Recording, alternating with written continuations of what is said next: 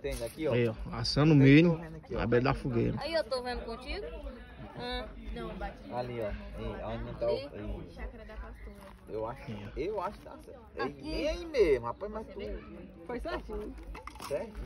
E vai ter Vai ficar assim. Já vai virar a pipoca. Aí é acostumada a pular fogueira no Ceará, mas... Não, vou queimar o Então rabo. já passou de padrinho e madrinha? Quantos madrinhos tu tinha? Eu? De fogueira nenhuma. Era madrinho de Maria. Era só com Madi. Meu avô gostava tanto de pular foguete que ele tinha uns 300 padrinhos. Nossa, vai só pra se esquecer. Oh, eu gostava. Tá olhando? Pastora?